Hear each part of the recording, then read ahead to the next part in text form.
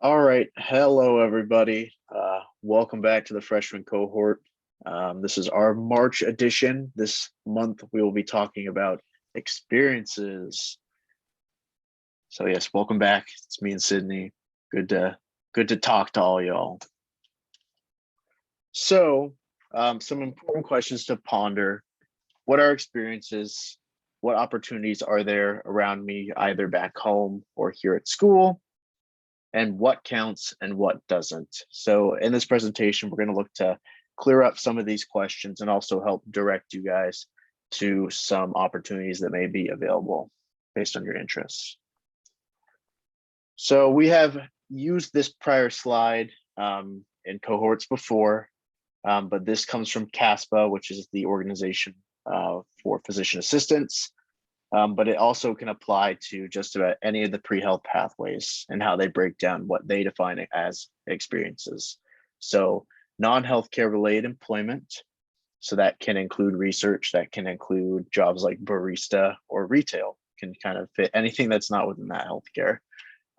Research is also its own independent category here. So that can be specific projects with a professor or faculty, as well as sort of regular classroom work or, papers you may write, that could potentially count. Leadership experience, this encompasses a whole lot of different things. So whether that's leadership in a club, fraternity, sorority, or within your job. Extracurricular activities, so what you enjoy doing, sports, clubs, anything you find fun in doing. Teaching experience, a little more specific, but that can be, learning assistants, teaching assistants, tutors, or of course, student teaching.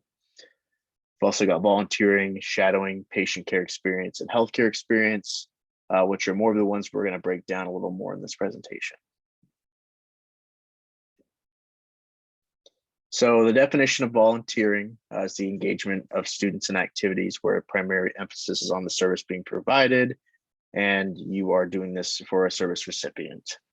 So it's typically not something that you would do for a class or for a job. It's something you would do outside of your required class time or work time.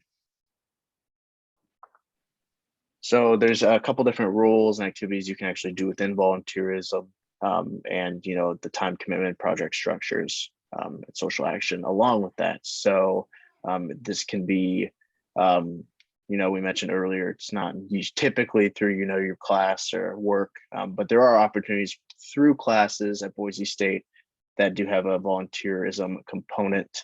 Also through, service and philanthropy and clubs. Those are some pretty common ones we'll see. The time commitment, it can vary. So, if you find an opportunity that excites you, it may be something that you go to once a week, twice a week.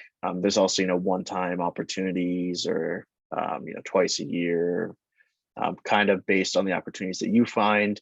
The time commitment will kind of be based off of that.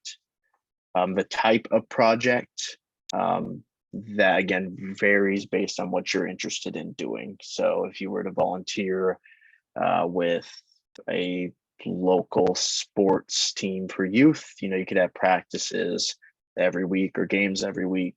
If you were to volunteer at something like the American Red Cross, you may go once a month or once every other month, depending on what you want to do and how you want to serve. And then of course what you're doing is going to vary based on what you choose to do. So not only does volunteerism help on an application, but it's also good for the soul, makes you feel good and helps other people. You really can make a big difference in your community. And a lot of the times you can really see that difference actually right in front of you. It's a visual sort of change. It can also help kind of introduce you to potential career options, depending on the opportunities that you choose. It allows you to also meet new people. So, potential letters of recommendation writers or people you could contact later while you're looking for a job. So we recommend students beginning to look for opportunities to volunteer. They can either do this on some of our websites through the university, also Googling, sort of opportunities in areas you may be interested in doing. And of course, you want to find something that you're passionate about and something that you'll actually be able to attend. All right, so the next kind of big category when it comes to experience, a lot of you may have already identified some schools or the pathways, depending on the pathways that you're on. Patient exposure is often something that schools are looking for in candidates, and patient exposure can encompass a lot of different things. There's patient interaction and there's clinical experience. So these experience can be gained from a variety of locations. You could be in the hospital. We have lots of hospitals around the Treasure Valley that you could get involved with. Clinics, same thing, a lot of different opportunities in the Treasure Valley. Nursing facilities, hospice, and even physical rehab centers. Definitely more. This is just a small snapshot, but as mentioned, typically patient exposure hours are required for professional schools, but those hours vary based on your school's list.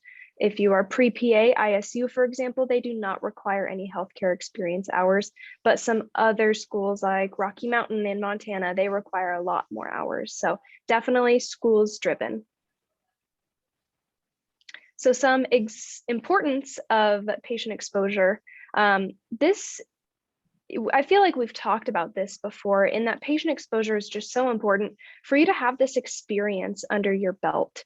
Not only are you becoming more experienced with the field or the pathway that you're possibly interested in, this is super eye-opening. Maybe through patient exposure, you realize, oh, I don't want to go down this pathway anymore. It could, on the flip side, help you realize, yes, this is exactly what I want. I want to go to school for this. I'm super into this. So that would be awesome. But it also allows you to become more familiar with the surroundings, the different roles of the position. Maybe being in the hospital, you have eyes on a lot of different healthcare providers. So you're able to identify, hey, I'm really interested in this role, but these roles over here, not so much.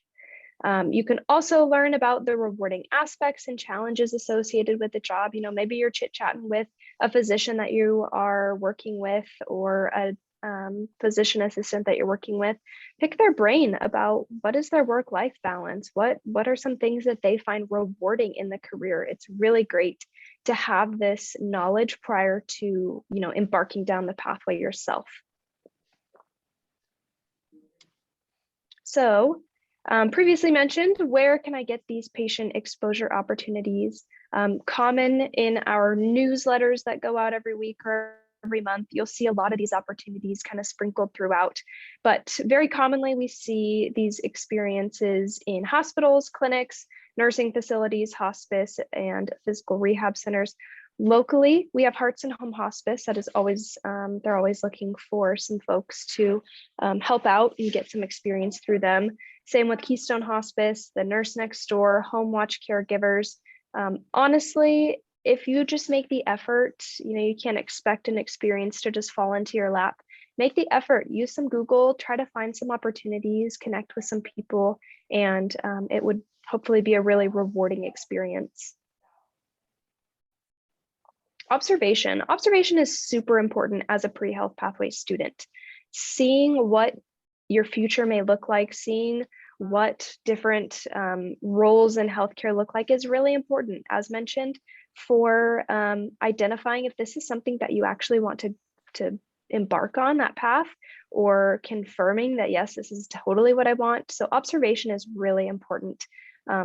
We've talked about journals before, and especially with observation, journaling what you see is really a great thing to have, so that you have this centralized book with all of your observations, everything that you've kind of thought throughout the observation experience, so that you can come back to that during interviews or during essays, stuff like that. So examples of observation are going to be shadowing and scribing. These are not really hands-on. You're kind of more observing, as the title would suggest. So some opportunities for that. WorkU, we have some orthopedics internships at the local hospital, St. Al, St. Luke's, some other clinics that are local, and e-shadowing. E-shadowing is a really cool thing, because if you're not necessarily able to, or not really feeling going out right now into the Treasure Valley and stepping foot inside of a clinic or a hospital, E-shadowing is an awesome way to rack up some hours. You're able to view, eShadowing.com, you're able to view either a physician or a PA and hear some case studies, hear some just information from that person that you can still take some pretty awesome notes on. And again, all of this is going to typically be required for professional schools, depends on your school. So big importance there on having your schools list. Kind of mentioned this, but again, the importance of observing is gaining that experience, just having some stuff written down, having some eyes on different roles in the hospital, different people, different areas. It's just really valuable. Learning the duties of particular roles, helping establish a greater interest. You maybe are going to get roped into something that you didn't even know was out there by going out and observing. Again, learning the reward and even the challenges of that field. And again, this could be required depending on what schools and pathway you are interested in. So where can you observe outside of, like e-shadowing observation? You can definitely reach out to different offices in the area, like a doctor's office, a dentist office, health centers, hospitals, clinics, even labs. There are so many different locations and different fields that you can, have a hands-on role, just watch and soak it all in. Locally, the VA, Terry Riley, which is a clinic, and same with Genesis Community Health. These are all great folks to reach out to and just ask. It doesn't have to be something that happens a lot. You could just do it one time and kind of bounce around to different opportunities, or maybe, hey, could I come in once every other week or once a month and observe?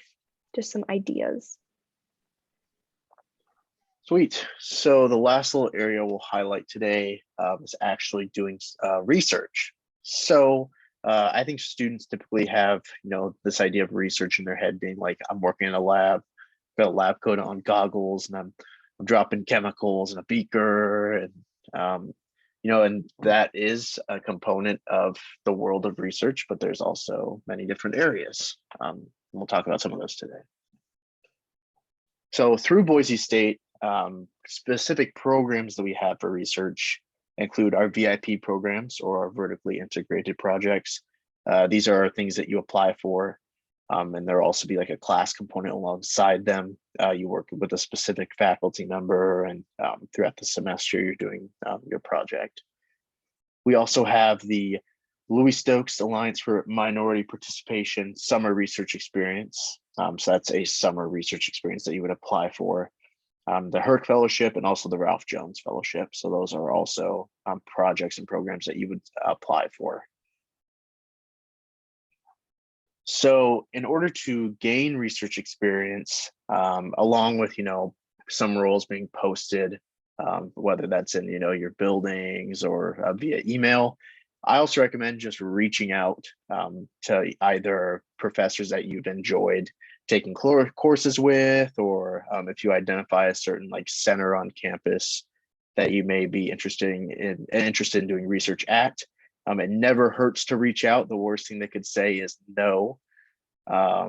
The three words I definitely kind of associate with this are interest, professionalism, and persistence.